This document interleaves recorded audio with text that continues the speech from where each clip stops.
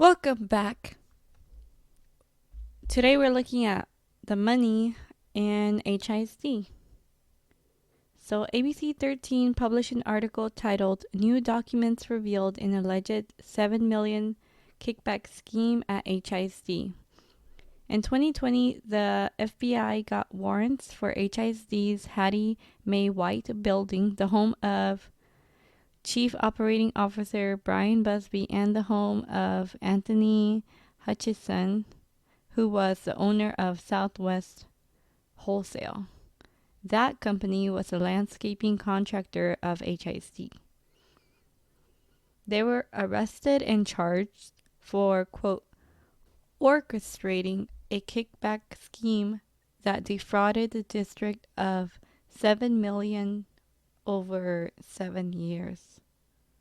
Busby's contract with HISD was not renewed for the following year, 2020 to 2021.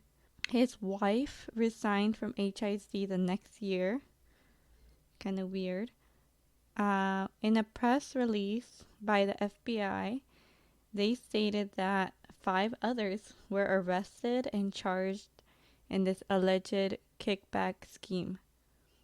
The article states that the former HISD Board of Education president admitted to taking bribes from Hutchison. She and the other 4 accepted plea agreements. The other 4 worked in maintenance and facility roles in the district. In June 25, 2020, HISD terminated their contract with the landscaper Southwest Wholesale. But according to the invoices, HISD was still paying the contractor almost $500,000 in the 4 months between the raid and the end of the contract. HISD released the statement.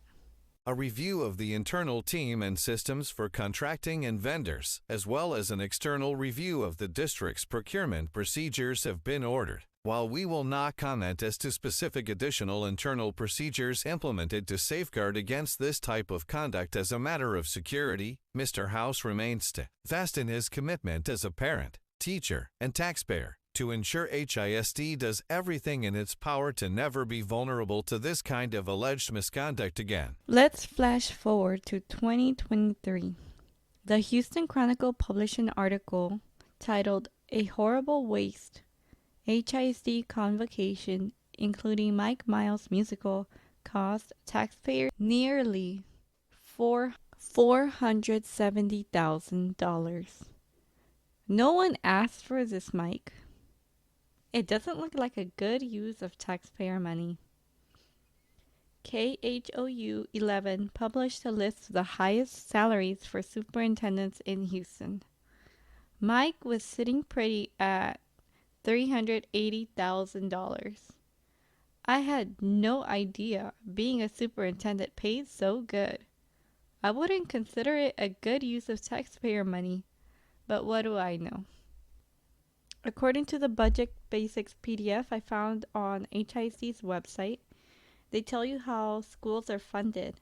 That is based on the number of students enrolled, student demographics, attendance, and the school's participation in special programs. They give you an overview of the budget. Almost 65% of the budget is for the salaries at schools and the administrative level and support services. I wonder how much of the budget is for the superintendent. They tell you about the general fund, which is the district's operating budget and supports the daily operations such as instructions. This is where the play would fall under, since instruction includes professional development and the play took place during the back-to-school professional development. Lastly, they give you ways to get involved in the process. On their website, I found this searchable check register that started April 2007. It's supposed to let you know how the district spends its money. I was able to get a list of companies that they have bought from, but I was not able to use the search feature. Maybe it's not working. If you're able to check it out and leave a comment about if it worked for you or not.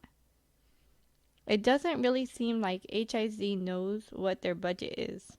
According to the ABC 13, one teacher received 4 different offer letters. First, she was told she would have a base salary of $92,000 and $12,000 in stipends. She was supposed to work at a new education system aligned school. But since her campus was part of the program voluntarily, HISD said those teachers would not get the NES salaries like the schools who were required to be NES were. The last offer letter she received said she would be making $65,000. She assumed it was a typo and tried to get in touch with HISD. When she did, they told her that, quote, "The offer that was sent last night was the only offer that HISD is going to acknowledge and accept, and we're not negotiating." The teacher did not like their tactic, so she rejected the offer. Good for her. This sounds like something Miss If You Don't Like It, You Can Leave would say. See my video about what happened to HISD.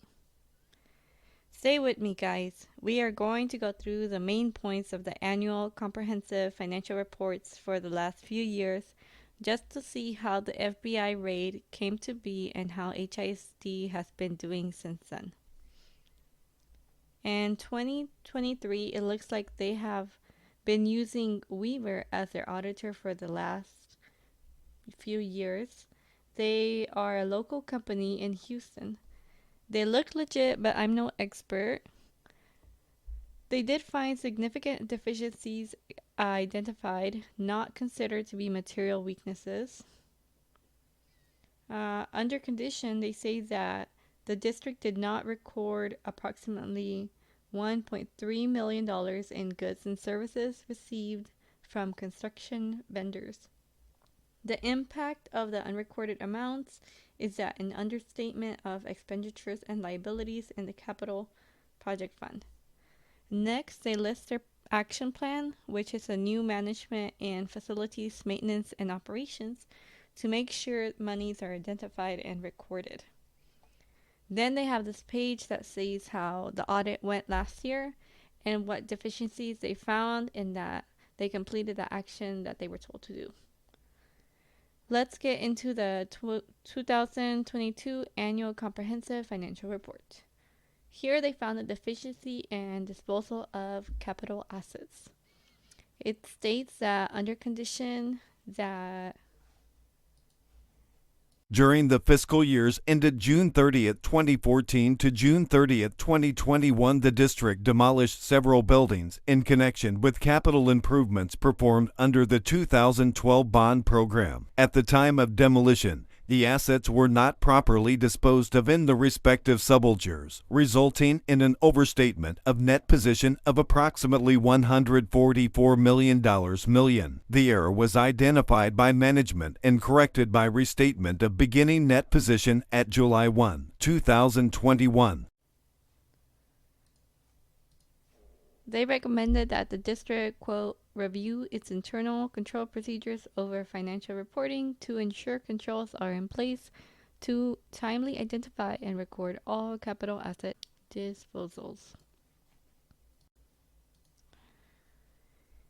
In the 2021 Annual Comprehensive Financial Report, the auditor found that material weakness and internal control over financial reporting. Under condition, they found in the June 30, 2021 financial statements, the district did not identify approximately $10 million of operation connectivity grant revenue and expenditures that should have been recorded in the special revenue fund through the recording of in-kind revenue and expenditures. This error was identified by our audit procedures and was corrected by management. End quote. They recommended that the, quote, the district review its internal control procedures over financial reporting, end quote.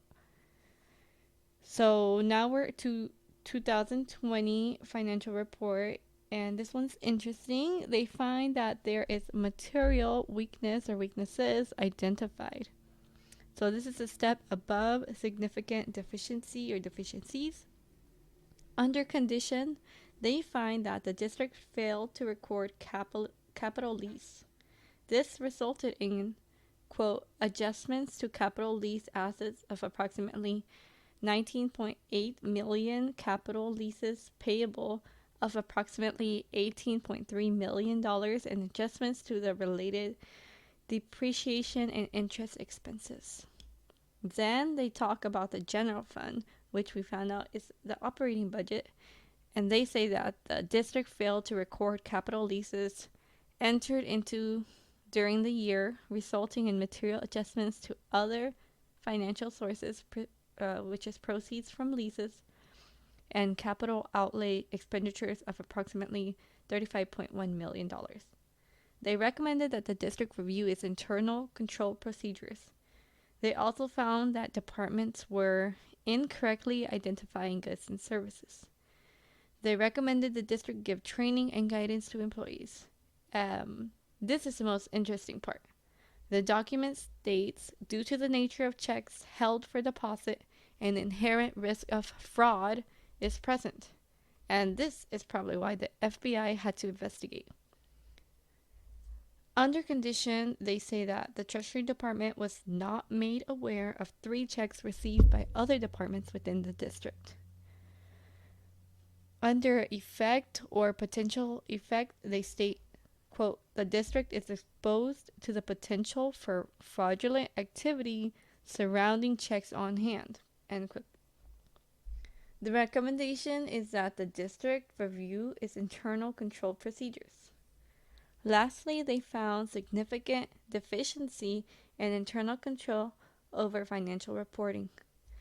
Under cause, they found an absence of effective internal controls, and they also recommended the district review its internal control procedures to resolve this issue. The 2019 report is the reason for the new board of managers. In the report, they found material weaknesses in the internal control over financial reporting.